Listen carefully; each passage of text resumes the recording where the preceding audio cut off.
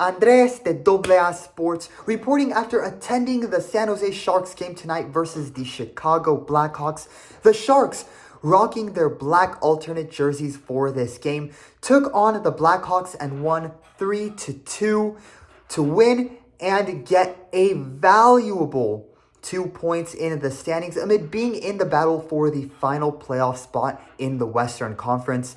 With that, here are the Sharks' grades for this performance and 3 things we learned from the game. Starting with the offensive front, B+.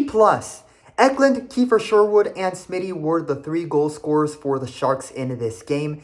In the second period, Eklund took the puck away from Wyatt Kaiser and took the puck all the way to the other end and scored on his own, a brilliant way to get his 14th goal of the season.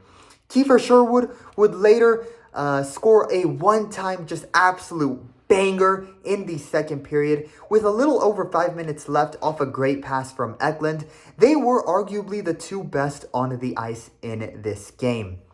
Colin Graff finally got a well-deserved opportunity on the top line alongside Smitty and Celebrini, and the 3 players did not disappoint. Celebrini created the play with the secondary assist, Colin Graff with a brilliant primary assist to Smitty, where he passed the puck behind to Smitty while he was barely even looking on the play, and Smitty put it home for the 3rd and game-winning goal for the Sharks.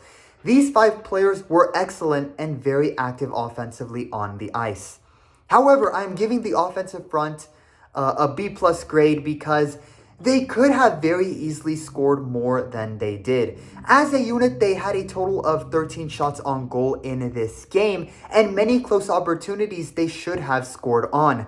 Michael Misa had a breakaway opportunity at one point, but in the moment, he played like his age, and you could tell the rookie was nervous because he looked shaky trying to set the puck up to take a shot and wasn't able to do so.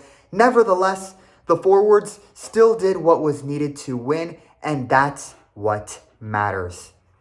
Defensemen, B-. The first period was definitely ugly for them. They were forcing chips and passes off the boards, and they weren't working at all. Nick Leddy looked like the version of himself that got waived earlier in the season, allowing Ryan Donato to skate unguarded to the front of the net where he was easily able to recover the puck and score on the first Blackhawks goal.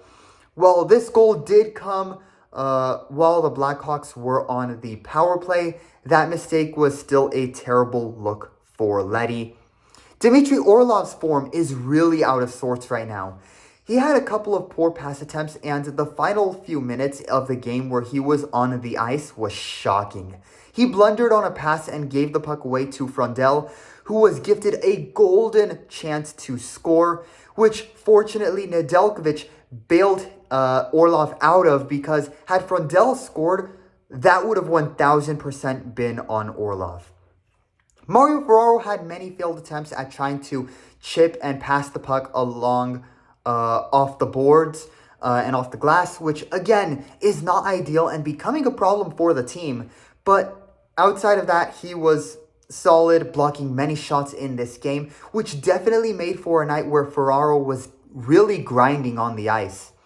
Vincent DeHarnay, I thought, also was a bright spot defensively in this game with a solid performance. While the Sharks' defense was not atrocious tonight, there were still moments that reminded us of how the Sharks need to address their blue line in the draft and free agency during the offseason. Enforcers, C-. No fights occurred in this game, so nothing too great in that regard. Goodrow and Ostapchuk went through the motions without any major mistakes, which is never a bad thing. Ty Dellandrea surprisingly took the spot of Adam Gaudette on the 4th line while Gaudette was scratched from the roster for this game. And I thought this was a very disappointing and poor decision, given Gaudette has been quite good on the 4th line and Dellandrea really was not effective in this game. Goalkeeper, A. Following Askarov's poor game versus Nashville, as expected, it was Alex Nedeljkovic who played in net for the Sharks in this game, and he had a much better performance. He made 27 saves, including bailing Orlov out in the final minutes of the game, and had a save percentage of 90.3%. Nedeljkovic should start the rest of the games in the regular season, as he is currently the best goalkeeper the Sharks have right now and gives them the most security in net as they try to make a playoff push. Head coach, B. Ryan Warsofsky moved Colin Graf up to the top line for this game, and this decision aged like fine wine. I'm surprised this didn't happen earlier. However, his decision to leave out Gaudette for this game and play Dellandrea felt criminal, and Dellandrea's non-existent performance showed it.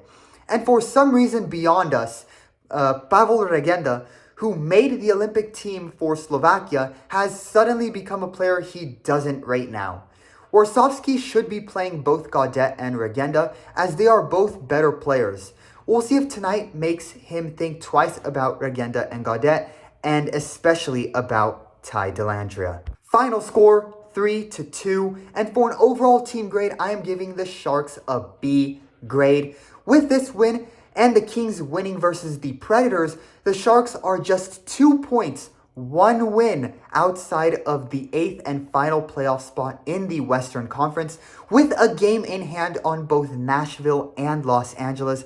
However, with just 6 games left now, the Sharks should look to do what they can on their own and win all or as many of their remaining games as possible and not rely on countback. Moving on to the 3 takeaways we learned from this game, starting with takeaway number 1. And it's that William Eklund is still a great player and a key part of the Sharks' young core and future is teal process. Eklund over the past couple weeks has faced he's faced criticism due to not making as much of an impact offensively for the Sharks, which often tends to happen after a contract extension makes fans expect more from you. However, over these last 3 games, he has really turned his form around and gotten out of the slump he was in, scoring in 2 of the Sharks' last 3 games and showing he can still contribute as much as the other young stars like Smith and Graf are. Takeaway number 2, Warsofsky, come the final month and a half of the season, tends to just stop and no longer rate at least one good player. Last season, it was Nikolai Kovalenko, who he kept healthy scratching from the lineups despite Kovalenko putting up solid performances. This time, it's both Pavel Regenda, a player who made Slovakia's national team for the Olympics, and Adam Gaudette, who he just scratched from the roster for this game for an out-of-form Ty Dellandrea, who is just barely coming back from injury. This is another example of how Warsaw is sometimes reluctant to play his best players and will force it with others simply because they are veterans or are more experienced in the league.